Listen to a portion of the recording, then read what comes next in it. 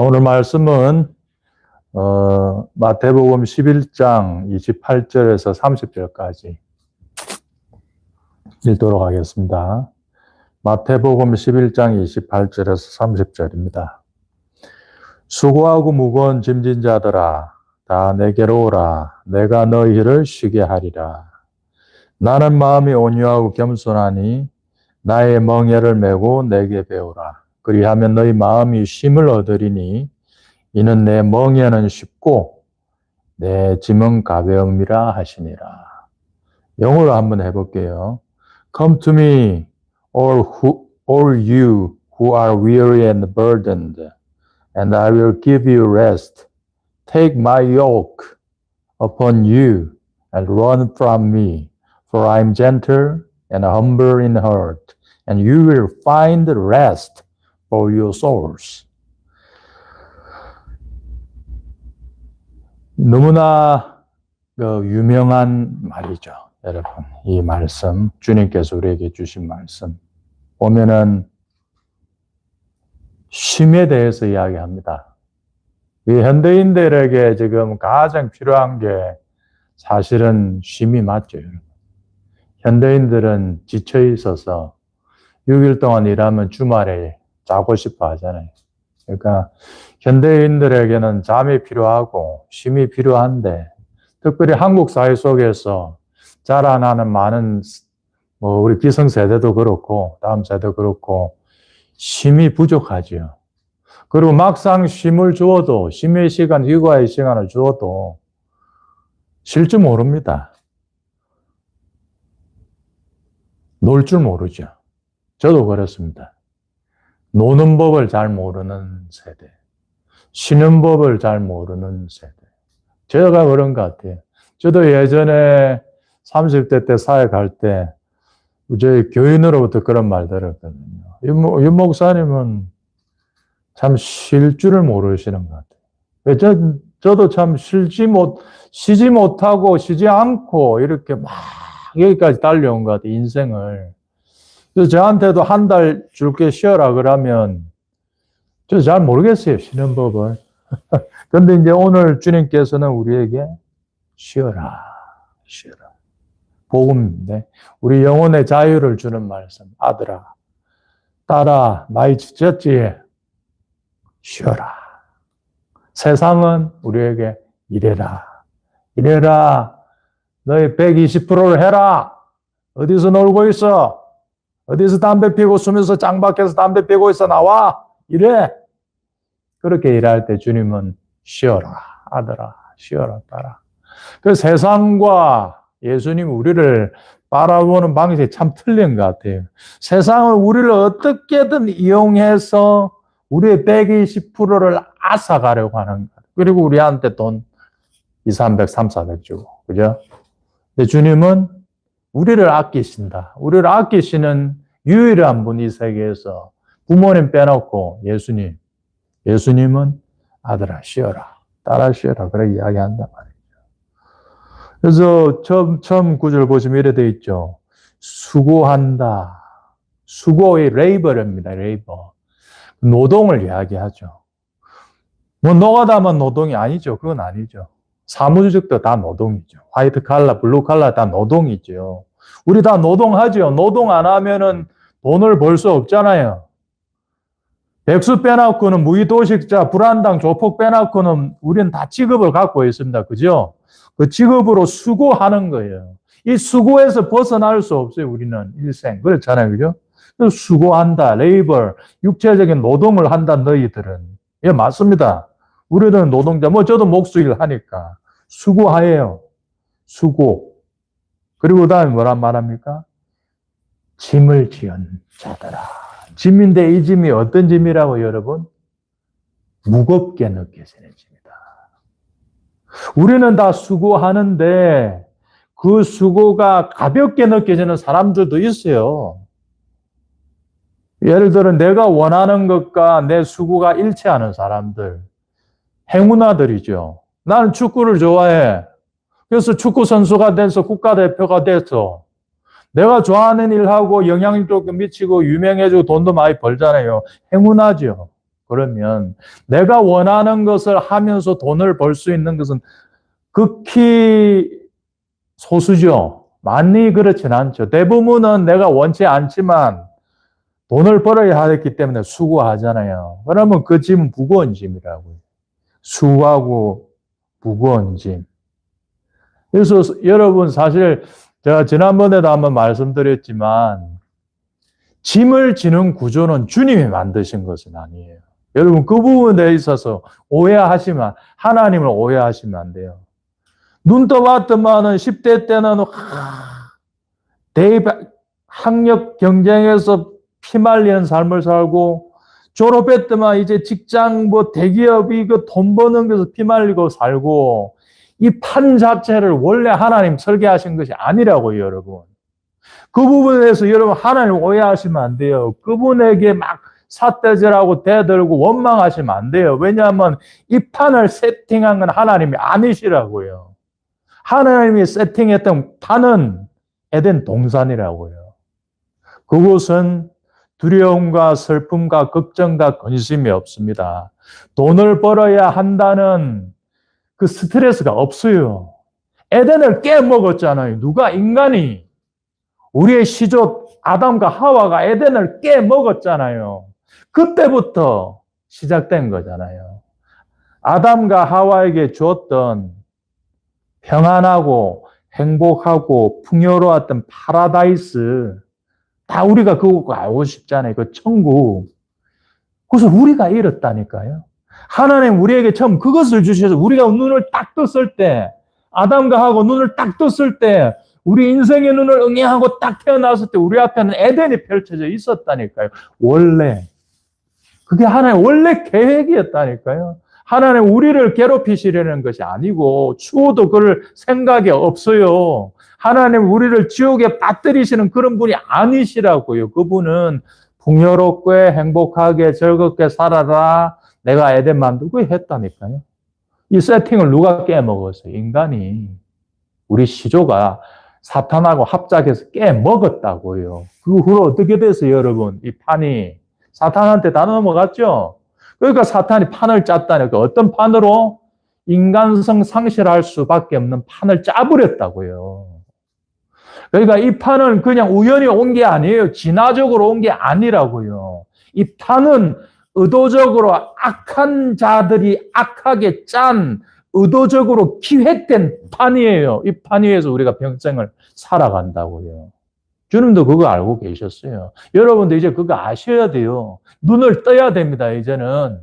음모론 이야기 하려는 게 아니라 이 지구상을 이끌고 가는 사탄을 숭배하는 그 소수의 무리들에게 사탄은 자기의 전부를 다 줬고 그들이 이 판을 세팅해서 모든 현대에 사는 사람들은 가정이 깨어지든 말든지 레이블해야 된다고요. 수고해야 된다고요. 짐을 져야 된다고요. 애국과 바벨론 시스템 속에 벽돌을 찍어내야 된다고요. 그래야 먹고 사니까.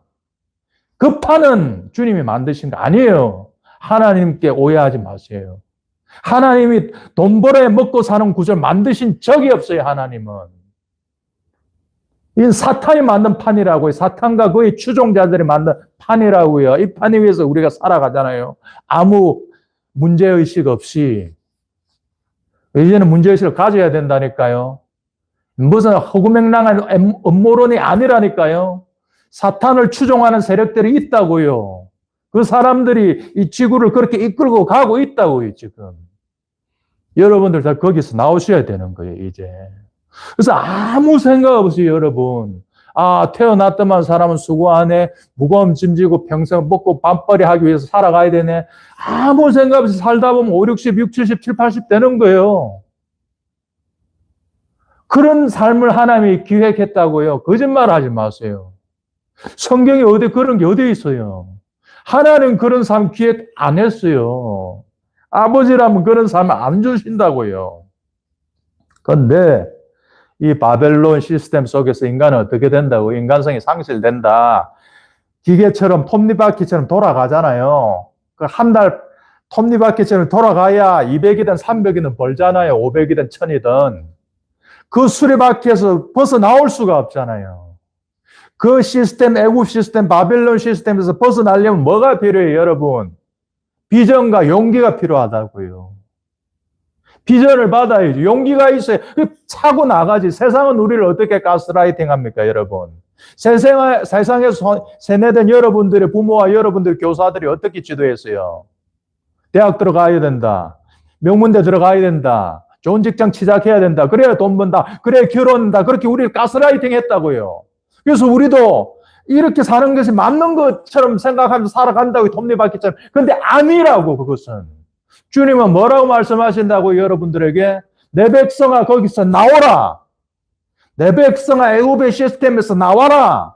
내 백성아 바벨론의 시스템에서 나와라. 주님은 그렇게 말씀하신다니까요.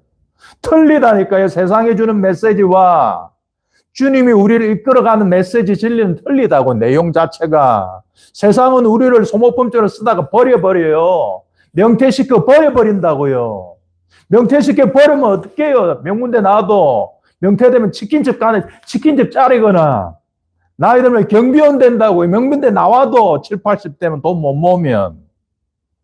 그럼 뭐예요? 그 인생이 너무 허무하잖아요. 이런 인생을 살라고요?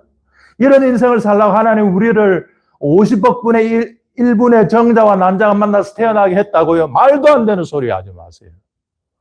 이 사탄이 참 판이에요. 이 판에서 여러분들이 우리 다음 세대들 비전을 얻고 용기를 갖고 뛰쳐나와야 되는 거예요. 그래서 어디로 가요? 젖과 꿀이 흐르는. 뭐라고요? 젖과 꿀이 그냥 밑에서 발밑에서 흐른다고요.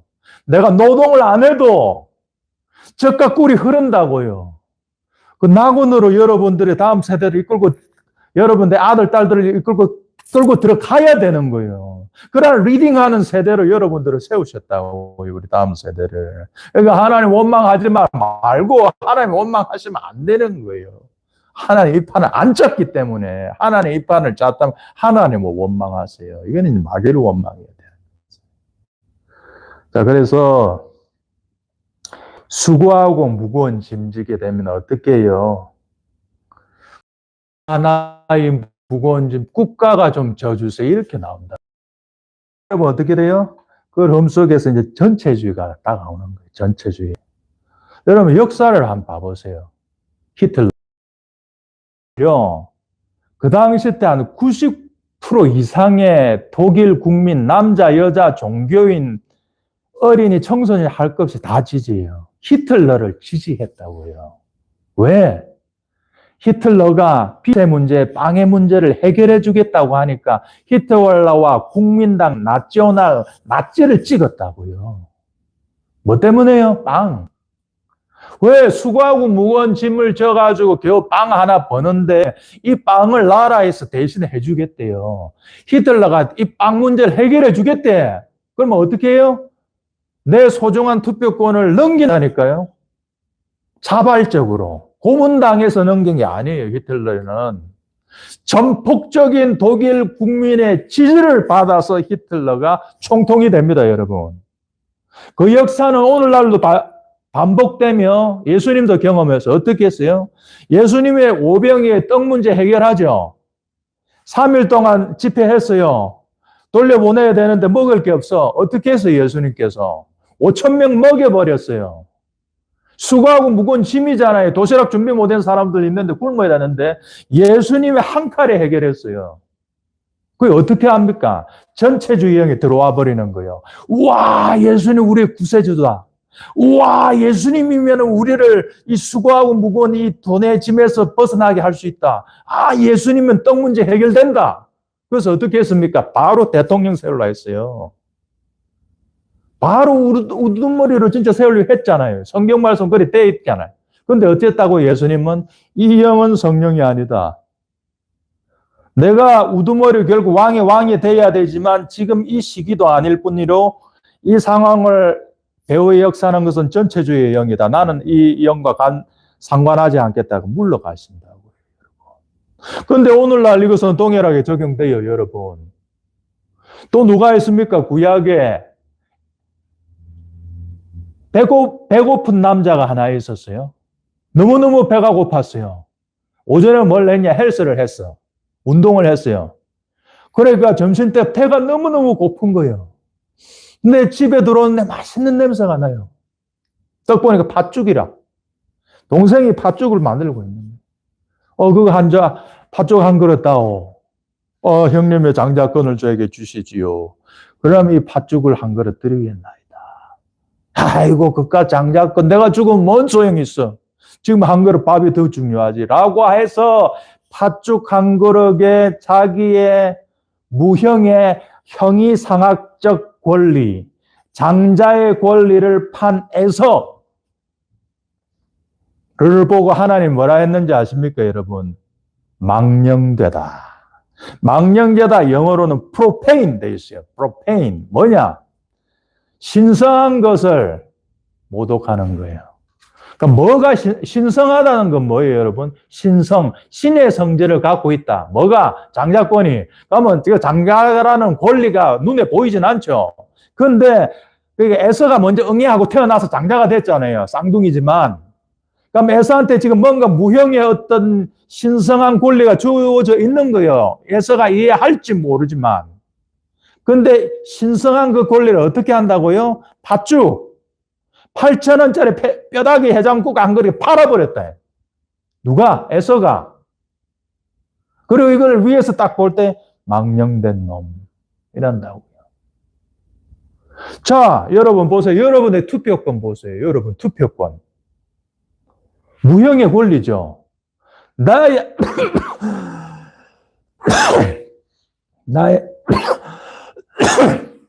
죄송합니다. 나의 의사를 표현할 수 있는 권리잖아요. 투표권.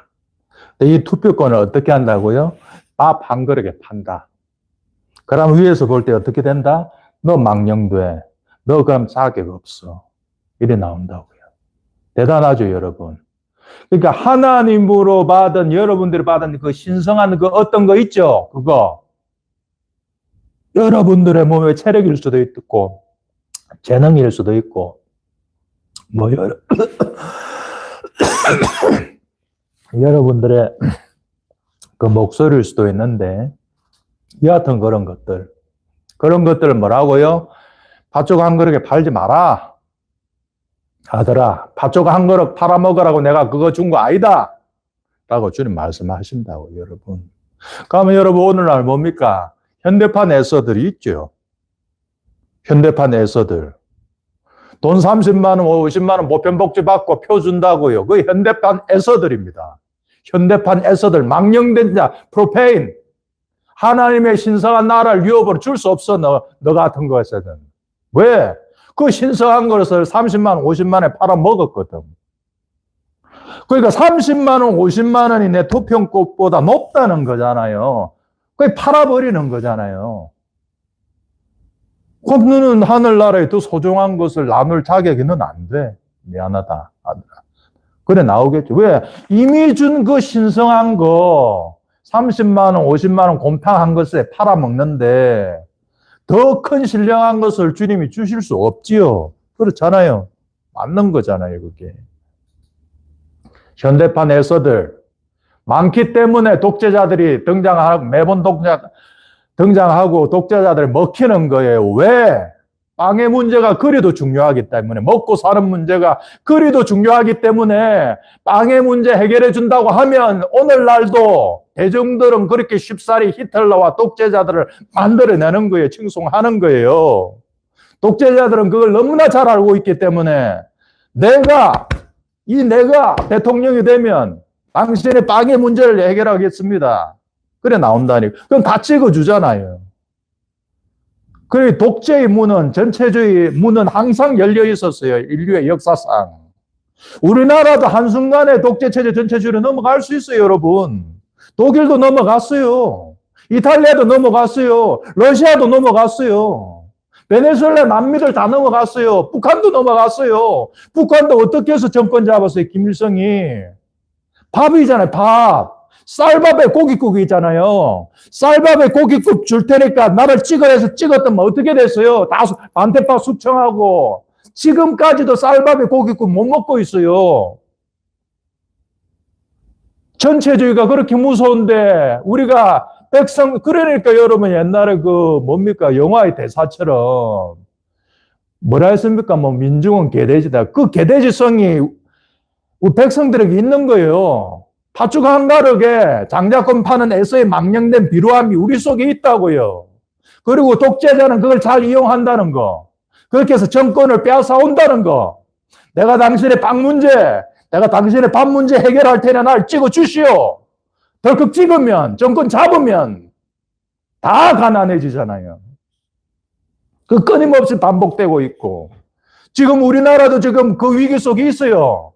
급격하게 좌쪽으로 지금 기울어지고 있잖아요. 모든 내놓는 정책들이 다. 그럴 때 망령된 애서들이 아니라 하나님께 인정받는 무형의 그게 소중하다. 투표권이 소중하다. 그래서 잠실에서 저렇게 싸우고 있는 젊은이들을 보면은 와, 저 친구들은 젊지만은 참 생각이 바르다. 망령된 애서가 아니구나. 소중한 자신의 권리를 아는 야곱이구나. 이렇게 느낌이 온단 말이에요. 그래서 여러분, 전체주의적인 영에게, 그게 적그리스도 영이에요, 여러분. 전체주의 영이. 다 노예로 만드는 그거. 내만 잘 사는 그거. 그 사탄의 마음이요, 적그리스도 영이요, 전체주의 영이란 말입니다. 여러분, 세상 공평해요? 어떻습니까? 세상 공평해요? 세상 공평 안 합니다. 내가 눈을 떴어요. 응애 하고 태어났어요. 내가 응애 하고 태어났던 아버지가 만수르야. 어떻습니까? 그 친구의 앞으로 삶이 어떻겠어요, 여러분? 예측되죠? 자기 밑에 뭐 신하만 수천 명. 그럴 거 아니에요. 예를 들어 내가 응애 하고 눈 떴어요. 근데 우리 아버지가 누구요? 인도의 하층민이라. 브라만 크샤트리아 바이사 수드라 계급. 인도의 최하층, 불가촉 천민. 예 하고 태어났더만 그 인도의 최하층 천민으로 태어났어요. 그 친구의 인생이 좀 어떻겠어요, 여러분? 출발점이 완전히 틀리잖아요. 만수르 아들. 만수르 아들 맨날 스테이크 먹고 개인 뭐 자가용부터 뭐 비행기 다 갖고 요트까지 다 갖고, 한 친구는 인도의 최하층민 태어났더만 그 뭐 완전 개천에 똥오줌 뭐 절비하는 그거만 맨날 굶고 뭐 이런. 인생이 불공평하잖아요. 출발점이 여러분 분명히 불공평한 거 맞죠? 맞죠. 한국적으로도 생각이 없으세요. 내가 응애하고 눈 떼서 강남에서 태어났어. 우리 아빠 명문대 나온 의사야. 강남의 아들로 태어났어. 내가 응애하고 태어났던 문산이라. 문산 북경 변경지역 거기서 응애하고 태어나서 우리 엄마 아빠 다 한 명은 장애인이고 한 명은 폐지. 어떻게 됩니까, 여러분? 스타트점에. 인생 불공평하죠? 그거 맞죠? 예, 인생은 불공평해요. 근데 그 판도 하나님 맞는 건 아니에요. 자, 그런데 그건 다음번에 이야기하고, 인생 불공평한데 젊은 친구들이 뭐란 말이에요? 좋아! 인생 불공평하게 인정하겠어. 받아들일게. 수용할게. 내 그거까지는 받아들일게. 단, 기회는 공정하게 해줘. 내가 열심히 해볼 테니까 열심히 한 내 노력의 100%는 줘. 그거잖아요. 지금 청년들이 한국에서 요구하는 게 그거잖아요. 그래서 저렇게 투표권 때문에 잠실에서 시위하는 거잖아요. 근데 한국이 지금 뭐 어떻게 되어가고 있다고. 한국뿐만이 아니죠. 선진국도 마찬가지죠. 이제는 기회도 균등하지 않다고요. 기회도 공평하게 주어지지 않고 노력해도 평가도 어그러진다고요. 그걸 보니까 청년들의 마음속에 어떤 마음이 듭니까, 여러분? 혁명의 영이 들어가는 거예요. 이 판 다 뒤집어 엎자, 이거. 개떡 같은 나라다. 이래 되잖아요. 그 마음을 살살살 이끌었던 뉴욕의 맘다니가 뉴욕 시장이 된 게 무슬림 좌파가 미국의 뉴욕의 시장이 된 것도 다 그걸 잘 본 거예요. 아메리칸 드림이 작동 안 하는구나. 미국 땅에서 옛날엔 열심히만 하면 돈을 벌어서 중산층이 됐어요. 근데 지금은 열심히 해도 중산층이 안 된다니까요. 뒤집어 엎자, 까짓 거. 홍길동의 영, 전체주의의 영. 독재자를 부르는 전체적인 영이 마음속에 들어가 버린다고요. 젊은이들 마음속에. 혁명을 일으켜서 다 뒤집어 엎어버리자 그냥. 그럴 때 누가 나와요? 공산주의가 나오잖아요. 전체주의가 나오잖아요. 기회는 진짜 공정해요? 우리 한국에서. 아니죠. 조국 사태 터지면서 어떻게 됐어요, 여러분? 2030 완전 열 받았잖아요. 기회를 좀 공정하게 해줘. 결과도 공정해. 근데 온갖 비리 다 써가지고 자기 자식들, 아들, 딸들 다 어디 집어넣어요. 지도층들이. 온갖 재력가 해갖고. 그게 젊은 애들이 볼 때 공정하게 안 보인다니까요. 여러분. 어떻게 생각하세요? 그래서 무거운 짐을 정치인들에게 국가에게 져주세요 하는 마음을 가진 자들은 그 마음 버리세요. 그 마음을 부르면 독재자들이 출연한다니까요. 근데 대부분 그렇죠. 무거운 짐을 누가 집니까? 본인이 지죠. 본인이 지잖아요. 수고하고 무거운 짐진 자들아. 그래서 여러분 한번 생각해 보세요. 가벼운 짐 말고 무거운 짐. 예를 들어 한 100kg면 무겁죠. 여러분들의 100kg의 짐을 매일 지고 하루 이틀 하는 게 아니고 365일 하는 게 아니고 1, 2년 하는 것이 아니고 10년, 20년 해보세요. 그거 어떻게 돼요, 그러면 여러분? 잠자는 시간 빼놓고 진다세 해보세요. 어떻게 됩니까? 관절 다 나가요. 관절 다 나가고 디스크 터진다니까요. 무거운 짐을 하루 이틀 질 수 있는데 먹고 살기 위해서 무거운 짐을 10년씩, 20년씩, 30년씩 지면은 자기 육체 제일 약한 부분에 망가진다고요. 허리가 약하면 허리가 터지고 무릎이 약하면 무릎 관절이 다 닳아버리고 그렇잖아요. 손가락이 약하면 손가락이 나간다니까요. 그러니까 무거운 짐을 내가 계속 지면 어떻게 합니까, 여러분? 병이 든다고요. 우리의 몸도, 우리의 마음도, 우리의 영혼도 다 병이 들어요. 삶이 지옥이 되는 거예요.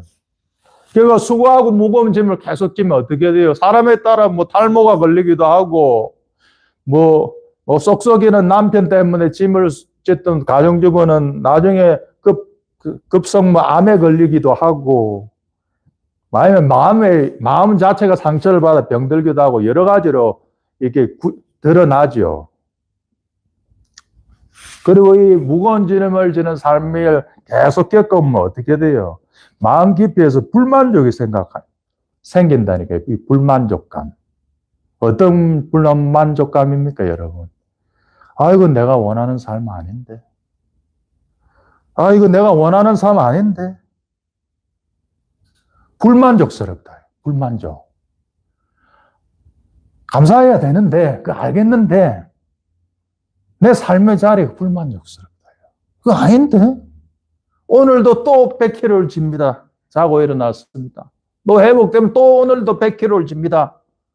주말에는 한 이틀 좀 쉽니다. 월요일부터 또 100kg를 집니다. 이거 아닌데? 불만족스러운 삶 아닌데? 이걸 평생 내보고 살라고? 이런 그 의문과 불만족스러운 불만이 올라온다니까, 밑에서. 이걸 진리로 처리를 못하면 어떻게 돼요? 우리는 고슴도치나 시한폭탄이 되는 거예요. 저희 아들이 제 설교에 나오는 거 참 싫어합니다. 예화로. 근데 저희 아들이 이제 문산에서 한 2년간 이제 학교 출퇴근했거든요. 전철로 출퇴근했거든요. 경의선하고 이렇게 해가지고. 출퇴근하고 나면 이제 집에 들어오면 맨날 그런 말을 저한테 했었어요. 아빠, 지하철이 너무 힘들어. 뭐가 힘드니? 지하철 남자, 여자 할 것 없이 자기를 할머니, 할아버지 할 것 없이 자기를 치고 다닌대요. 왜 이렇게 화가 나 있는지 모르겠다. 그 아들이 말할 때. 제가 그때 탁 쳤죠. 맞다. 맞는 말이다. 잘 깨뚫어 봤다, 내가. 한국 사람들, 여러분, 원래 그렇지 않았어요. 한국 사람들 농사 짓고 노동력 부르며 참 먹고 평화롭게 살았어요. 근데 어떻게 됐어요? 이 자본주의 사회에 각박해지면서 수고하고 무거운 짐 완전히 눌려가지고 사람들이 스트레스 만땅이라 시한폭탄이라 건드리면 터진다. 내가 건드리지 마. 건드리면 나 칼로 너 쑤셔. 나 건드리지 마. 이렇게 돼요. 사람들이 다 그렇게 됐어요. 조금의 삶의 여유가 없다고. 여기가 지하철 안에서 옆에 사람이 지나가려고 할 때 비켜줄 삶의 여유가 없고 옆에 사람이라 제끼고 나가야 된다는 그 심보가 다 드러나 있잖아요. 그만큼 한국이 살기 어려운 거예요. 한국뿐만이 아니라 이 지구상의 모든 사람들이 살기 어려운 거예요. 밥 먹고 산다는 게 어렵다고요. 판이 어렵게 지금 돼버렸다고요. 그러니까 사람들이 다 여유가 없으니까 어떻게 돼요? 뭐, 예전에 보면 과학시험 같은 거 있잖아요. 좁은 평수에 쥐를 한 5마리 넣어놓으면 평화롭게 살지만 좁은 평수에 쥐를 한 100마리 넣어놓으면 어떻게 돼요? 그때부터 쥐들이 서로 물어 죽이잖아요. 지금 판이 딱 그렇다니까요. 지금은 공간이 그런 공간이 아니에요. 돈이에요, 돈. 작은 돈은 딱 놔두고 100명이 달려드니까 누군가는 약한 자는 못 먹고 튕겨놔야 되는 거예요. 적자 생존. 적자 생존이 바로 그거 진화론에서 말하는 그거잖아요. 적응한 자, 강한 자만 얻어먹어라 그거잖아요. 그러니까 한국은 선진국은 후진국도 마찬가지고 참 사람이 살기 지금 힘든 시대가 되었다. 야, 이게 이 스트레스가 만빵이 되니까 수고하고 무거운 짐이 완전히 만빵이 되니까 사람들이 삶의 여유가 없어졌다. 양보도 안 한다. 이렇게 된 거죠. 그걸 느낀 거잖아요, 저희 아들도. 그래서 이런 억하심정, 이런 불평하는 마음, 터질 듯한 이 마음이 올라올 때 어디서요? 여러분들의 배꼽 밑에 그 창자가 있는 그곳 어디? 허리요, 허리. 어디 영어로 로인요. 서로인 스테이크, 로인 스테이크 알죠? 등심 스테이크. 힙의 엉덩이 윗부분, 로인. 그 부분을 어떻게 해야 돼? 거기서 감정이 올라오잖아요. 욱하고 올라올 때 어떻게 해요? 서서 진리로 허리에 띠를 매라. 주님께서 이야기하셨어요. 에베소서 6장 14절에 하나님의 전신갑주를 취하라. 이는 악한 날에 너희가 능히 대적하고 모든 일을 행한 후에 서기 위함이라. 그런즉 서서 진리로 너희 허리에 띠를 떼라. 왜? 허리에서, 창자에서, 로인에서 올라오는 것들은 감정이거든. 감정이 꿀렁꿀렁 올라올 때 어떻게 하라고요? 그 감정에 휘둘려서 네 인생을 망치지 말고 어떻게 하라고요? 허리띠로 동여매라. 그래야 스탠드 펌 할 수 있다. 설 수 있다. 선다는 것의 반대는 여러분 뭐예요? 주저앉는 거예요. 이 감정 부분에서 승리하지 못하면 우리는 영적으로 주저앉아 있는 거예요, 지금. 근데 주님은 말하고요. 서라. 스탠드 펌. 단단하게 서라. 그러려면 어떻게 해요? 바로 나온다니까요. 스탠드 펌 하려면 진리의 허리띠를 떼라. 네 감정이 울컥 꿀렁꿀렁 이게 마귀가 제일 원하는 거. 판을 사탄이 짰어. 그런데 울컥울컥 배꼽 밑에서 올라. 하나님 원망스러워. 부모 원망스러워. 아니 하나님 짠 게 아닌데 그 판. 부모가 그 판 짠 건 아닌데 꿀렁꿀렁 올라올 때 이걸 서서 진리의 대로 묶어버린다. 그게 되면 그 사람은 스탠드 펌한 상태다 지금. 영적으로 서 있는 상태다. 하나님의 전신감, 악한 날이, 지금이 악한 날이잖아요, 여러분. 우리의 인간성을 소멸시키려고 하고, 우리의 인간성을 상실시키려고 하고, 우리를 소멸시켜 죽게 만들려는 그 악한 자들의 악한 기획, 그 스캠 속에서 우리가 살아가잖아요, 지금. 이 악한 날에 능히 싸우고, 파이트하고, 능히 서려면 어떻게 해라? 진리의 허리띠를 떼라. 창자 밑에서 그 감정의 일을 휩싸르고 할 때 잡아라 그거를 진리로. 자, 여러분들에게 물어볼게요. 어떻습니까? 여러분들이 여러분들이 원하는 대로 되어야 돼요? 내 생각대로 인생이 다 굴러가야 돼요? 어떻습니까? 그런 인생이 진짜 있기나 할까요? 그런 인생 없어요, 여러분. 내 생각대로 다 되는 그런 인생이 어디 있어요? 그럼 신이지, 그럼 신이지, 그거는. 그리고 서로, 만수로 내가 아들이야. 그러니까 내가 원하는 대로 다 돼. 그런다고 그 인생이 그 사람한테 진짜 유익할까요? 이런 근원적 퀘스천이 있다니까, 여러분. 내 인생을 내가 핸들링하고 싶어. 내 인생은 내가 원하는 대로 떼야 해. 하는 그 에고의 그거 고집 내려놓아야 된다. 조작적이 되면 안 된단 말이야. 내 삶을 그렇게 조정하고 조작하고 매니플레이트 하고 싶어 하는 그 에고의 끊임없는 강력한 욕구를 내려놓아야 된다. 그걸 못 내려놓으면 여러분은 나중에 여러분 자식도 이렇게 조작하게 될 거예요. 저도 제 평생에 조작적인 사람 몇 명 만나봤습니다. 뭐 이름을 말하진 않겠습니다. 제가 했던 영역에서 제가 막 집중하고 일하려고 하면 그 흐름을 딱 깨는 사람이 있어요. 의도적으로. 그런 사람들이 있더라고. 왜 남이 집중하고 좋은 아웃풋을 내려고 하면 꼭 초치는 사람들이 있어요. 이상한 심보죠. 마귀적인 심보, 귀신적인 심보, 귀신이지, 귀신. 귀신 자체지. 예술가들이 막 집중할 때 김연아가 피겨스케이터께서 막 집중해서 최고의 퍼포먼스를 내려 할 때 레이저빛으로 띡 비쳐요. 그 심보. 몽골리즘, 옛날에 그건 몽골리즘이라 했어요. 몽골리즘이 뭡니까, 여러분? 벤츠에 있으면 쫙 끌고 가요. 벤츠차, 새 차 있잖아요. 쫙 끌고 간다고. 친구가 나이키 좋은 거 샀어. 저도 농구화 샀어. 밟고 싶어. 그게 몽골리즘이라고요. 그 해코지하고 싶은 마음. 그 사람이 최고의 스포트라이트를 받는 것이 너무 배가 아픈 마음. 그게 무슨 마음입니까? 그게 아이돌의 마음이에요. 그게 사탄의 마음이라고요. 영적인 세계가 처음 창조됐을 때 여러분 최고의 아이돌이 누구였는지 아십니까? 사탄이에요. 사탄, 루시엘. 루시엘은 하나님이 이렇게 표현했어요. 루시엘에 대해서. 저는 완벽한 인이다. 퍼펙트하다. 하나님이 그랬다니까요. 내가 만든 모든 천상계 제약의 모든 인물들 중에 루시엘은 완벽하다. 퍼펙트하다. 그럼 뭐겠어요, 여러분? 모든 게 퍼펙트한 거예요.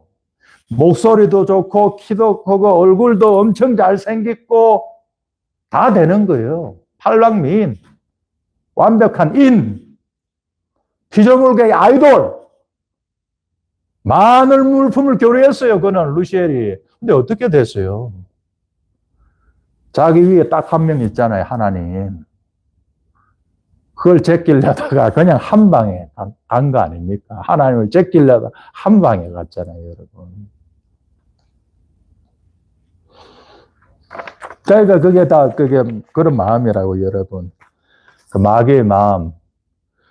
자기보다 더 큰 존재 하나님이 받으시는 그거를 확 밝히고 싶은 그 마음. 그게 마귀의 마음이라고요. 그래서 저도 그런 마음을 가진 사람 많이 만나봐서 왜 내가 이렇게 집중해서 뭐 하려고 하면 꼭 방해해. 그런 사람 있죠, 여러분 주위에. 마귀입니다, 그거.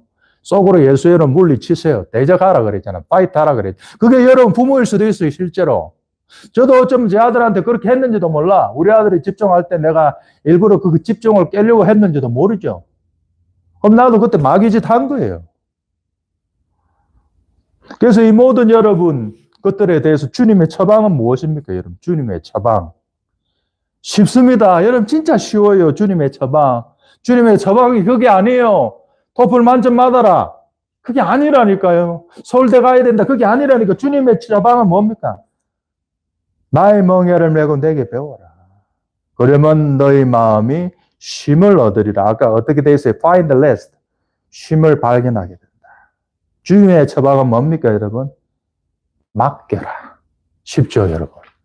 어떻게 하라고요? 윤혜라, 네가 지금 100kg 짐 지고 있지? 예. 그 짐 때문에 무겁지? 예. 내한테 줘. 이게 처방이라니까요, 여러분. 근데 여러분, 우리의 문제는 뭐냐면 그게 안 된다는 거. 내가 그 짐 처리해줘. 아니야. 주님, 제가 처리해야 돼. 아니야, 윤혜라. 네 짐 내한테 줘. 아니, 주님 못 하시. 아니야, 할 수 있다고. 안 넘겨줘. 주님한테 우리의 짐을 우리는 못 줘요. 줄 수 있을 것 같아요. 여러분, 아까 처음에 제가 뭐라 했습니까? 휴가를 줘도 못 논다고요, 사람. 한국 사람 못 놀아요. 마음 편안히 못 논다고요. 휴가 이유를 생각하고 또 스트레스 받고 고민하죠. 그 주님이 야, 집 내려놓고 휴가 가라 해도 우리는 어떻게 한다고요? 주님이 지금 제가 져야 돼요. 휴가 못 가요. 이런다고요. 그 주님의 처방은 쉽다. 너 지금 힘들지? 윤희라, 예. 아들아, 네 지금 지고 사느라고 힘들었지? 아들아, 딸아, 예. 주님, 나에게 맡겨. 알겠습니다, 주님. 주님께 맡길게요. 그러면 어떻게 된다고요? 내 마음에 쉼이 온다. Find the rest. 내 마음에 평화가 찾아온다. 와. 여러분, 이게 복음 아닙니까? 이게 복음 아니에요? 자, 보세요. 나의 멍에를 매라고 이제 멍에 뭔가 뭡니까? 멍에. 소가 그 달구지 굴 때 그 일자 나무 또는 휘어진 나무, 그걸 멍에라고 하는 거예요. 그럼 여러분 꼭 연상되죠? 예수님 영화 한번 보세요. 예수님 영화 볼 때 십자가 골고다 지고 올라갈 때 예수님 뭐 지고 올라가셨어요? 일자 나무. 그 일자처럼 생겼잖아요, 십자가. 영화에 따라서는 일자로 나오고 어떤 영화에 십자가로 나오는데 그 소의 멍에가 예수님 십자가 연상되잖아요, 여러분. 농경사에서. 멍에를 보면 예수님 십자가, 예수님의 말은 뭐예요? 십자가의 삶의 원리로 살아라, 그 말이죠. 십자가의 삶. 주님 지신 십자가를 너도 같이 지는 십자가의 원리. 여러분, 십자가의 원리가 뭐예요? 자아의 죽음이잖아요. 나를 제물로 골고다 산상의 제물로 바치는 그게 십자가의 정신, 정수잖아요. 너의 에고를, 그 짐을 끝까지 지려고 하는 너의 그 에고를 골고다 십자가의 제물로 바치려무나. 그러면 뭐가 온다고 여러분? 생명의 흐름이, 마음에 쉼이 온다고. 생명이 콸콸콸콸콸콸 젖과 꿀이 흐르는 가나안 땅으로 들어간다고. 우리가. 이게 여러분 생명의 특징이에요. 생명은 뭡니까 여러분? 애써 하지 않는 거예요. 애써 하지 않는 거예요. 자연스럽게 그냥 그게 되는 거예요. 그게. 애써 착한 일 하고 애써 구제하면 그 일 오래 못해요, 여러분. 애써 영어를 공부하면 애써 헬스를 하면 오래 못한다고요. 헬스가 제2의 천성처럼, 영어가 제2의 천성처럼 돼야 그걸 잘하게 되는 거예요. 하게 되는 거예요. 애써 하면, 의식적으로 하면, 율법적으로 하면, 기획해서 하면 오래 못 간다고요. 그런 거는 생명을이고 그런 게 아니라고요. 어느 나무가 애써 오늘 올 가을에 사과나무를 맺어야 했습니까? 어느 나무가 애써 오늘 올 가을에 포도를 맺혀야지 합니까? 생명 안에서 살다 보면 어느 날 과실이 맺혀 있지요. 그게 생명스러움, 자연스러움이라. 신앙도 그런 거 여러분. 애써 착한 일 하는 게 아니에요. 애써 그런 게 아니고 여러분 속에 날마다 죽어짐으로 날마다 여러분들의 자아가 제물돼서 여러분 속에 생명이 콸콸콸콸콸콸콸 넘치면 어느덧 내 마음 평화가 넘치고 여유가 넘치고 stand firm 하고 여유로워지니 관대해지고 친절해지고 하는 거예요. 열매가 발생하는 풍요롭게 되는 거예요. 그게. 그런 삶으로 하나님은 예수님은 우리를 지금 이끌고 계신다. 그런데 세상은 어떻게 이끈다고 여러분들을 기계 부품 취급하고 최대한 써먹다가 40대 잘라버린다. 퇴직금 몇푼 주고. 그래서 그 사람들은 나중에 부어 치킨 튀긴다. 치킨집 잘려서 1년 만에 다 망한다. 그래 되어 있잖아요, 한국. 그래서 여러분, 이 날마다 주님의 맹해를 메고 날마다 주님께 배우시는 여러분 되시기 원해요. 그러면 여러분 마음에 쉼을 얻습니다. 쉼을 얻어요. 그리고 그런 것들이 다 하나님에 의해서 의롭다 평가받게 됩니다, 여러분. 상급이 있는 거예요. 죽음을 통해 순종했잖아요. 여러분, 에고를 갈보리 십자가 골고다에 드림으로 그분이 내 삶에 살도록 허락했잖아요. 그런 순종을 했잖아요. 그러면 여러분 상급이 있는 거예요. 상급이 없는 행위들이 있어요. 여러분, 내가 태어나서 눈을 떠서 내 얼굴이 차은우야. 그 상급 없어요, 그런 거, 여러분. 왜? 외모를 내가 노력해서 얻은 게 아니잖아요. 그냥 유전자 조합 좀 잘 돼갖고 내가 응애하고 태어났는데 내 얼굴이 차은우예요. 그건 상급 없어요. 그런 건 살 거가 없어. 내가 응애하고 눈 뜨고 태어났는데 내가 우리 아빠가 만수래요. 그럼 어떻게 돼요? 부와 명예가 내한테 저절로 오죠. 그런 건 상급 없다고요. 그런 거는 은혜라고 말할 수 있을지는 몰라도 상급의 대상은 아니에요. 상급의 대상은 뭐예요?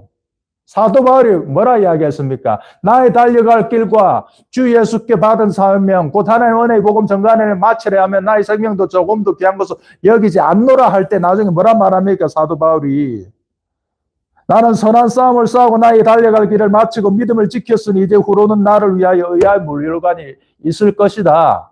뭐라고요? 하나님께서 사도 바울은 평생을 의롭게 살았어. 올곧게 살았어. 그러니 사도 바울이 죽으면 의의 면류관 뭡니까? 왕관, 왕. 요즘 말로 대통령이 된다고요. 영계의 대통령이 된다고요. 사도 바울은 이제. 사도 바울 우리를 보면 그분은 머리 면류관 쓰고 있을 거예요. 왕의 면류관.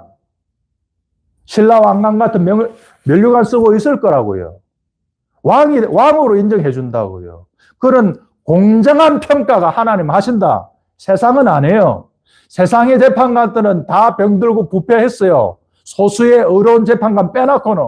그래서 예수님의 복음에 나오는 재판관들은 대부분 부패했어요. 뇌물을 뒤에서 다 받아먹어요.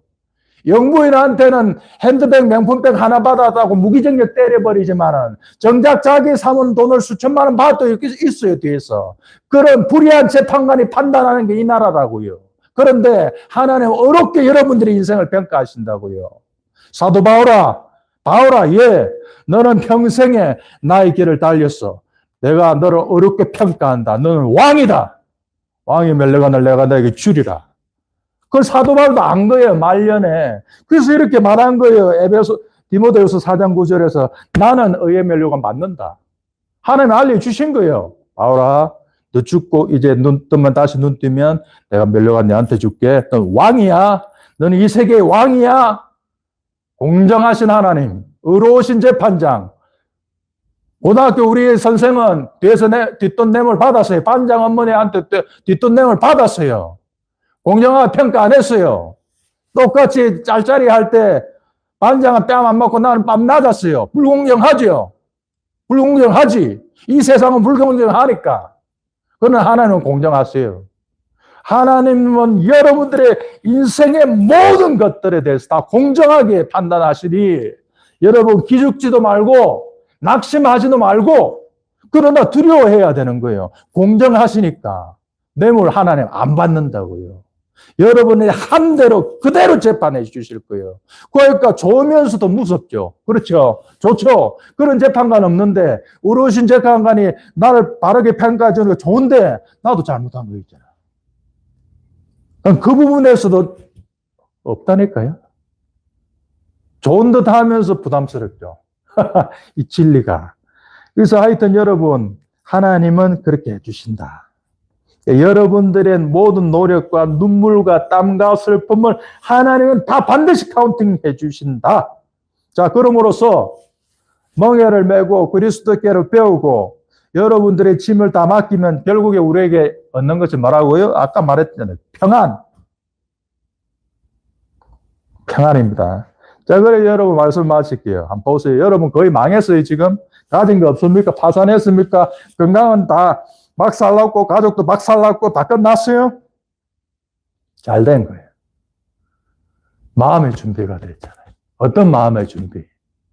내 짐을 주님께 맡길 수 있는 에고의 죽음, 다루심을 거쳤잖아요. 준비됐잖아요. 근데 주가 당신을 위해서 이제 일하신다니까요. 그 주가 일하시네, 그 복음처럼. 당신 삶 힘들었어요? 할렐루야. 내 애구를 주님께 놓으면, 내 짐을 주님께 놓으면, 그분이 이제 당신 삶을 통해서 역사하실 겁니다. 당신의 삶에 하나님의 권능이 흐르기 시작합니다. 바꿔 말하면, 내 삶에 하나님의 권능이 이르도록 역사하지 못했던 끝까지 방해했던 그 나의 에고가 다루심을 받고 약해졌다. 죽었다. 복음이죠. 복음이에요. 세상 기댈 거 없으니까 세상 다 덧없네. 주여 이 짐 주께 맡깁니다. 이게 된다고. 이게 된다고 여러분. 그래서 여러분 성령의 음성 듣는 거 있죠. 그것도 이 정도 수준이 돼야 되는 거예요, 여러분. 아무나 성령 음성 듣기 잘 안 들려요. 그리고 들으려 하다 이상하게 듣게 돼요. 예전에 저희 신학교 때도 그런 게 많이 있었거든요. 기도하고 성령 음성 들을 때 저 여자가 네 짝이래. 저 여자는 아니라는데. 그때만 해도 스토킹 개념이 없었거든요.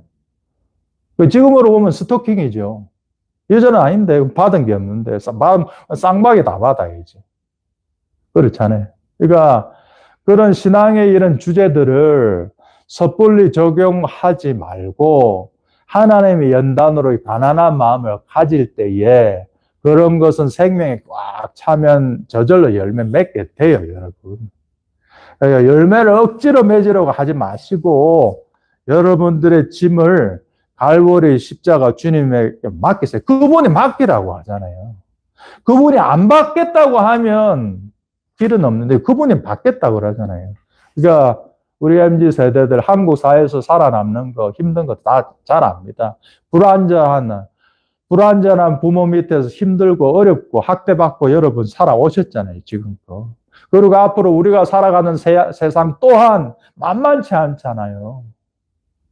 그러므로 살아감으로써 져야 되는 수고하고 무거운 짐을 주님은 분명하게 지금 해결책, 여러분들 영혼을 치유하고 자유를 주는 길을 분명히 제시해요. 네 짐을 내가 맡겨라.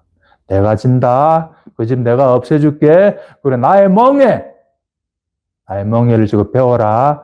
세상에 주지 못하는 평안을 네 마음속에 갖게 될 것이다. 이걸 다 가지는 여러분들 다 되시길 바라요. 우리 기도하겠습니다. 사랑과 은혜가 풍성하신 아버지 하나님, 참으로 자본주의 사회 속에서, 공산주의 사회 속에서라도 살아가는 것이, 먹고 사는 것이 참으로 힘든 짐이 되었습니다. 하나님, 수고하고 무거운 짐 진 채로 정신병 걸리고 마음에 상처받고 암병 걸리고 살아가는 우리들을 불쌍히 여기시며 주께서는 치유와 해방과 자유의 복음을 우리에게 제십니다. 너의 그 짐을 나에게 내가 맡기고 나의 멍에를 메고 내게 배우라고.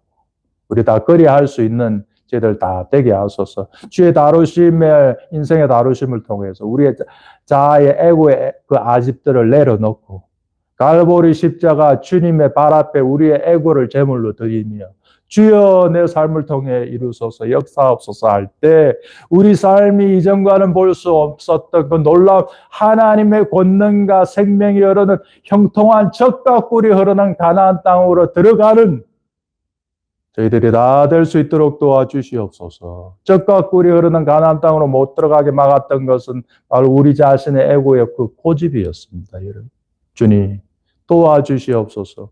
우리를 불쌍히 여겨주시옵소서.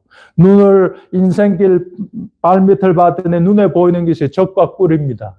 그런 인생을 살게 하옵소서. 그런 형통한 인생을 살게 하옵소서. 우리 주 예수 그리스도의 이름으로 감사하며 기도드리옵나이다. 아멘.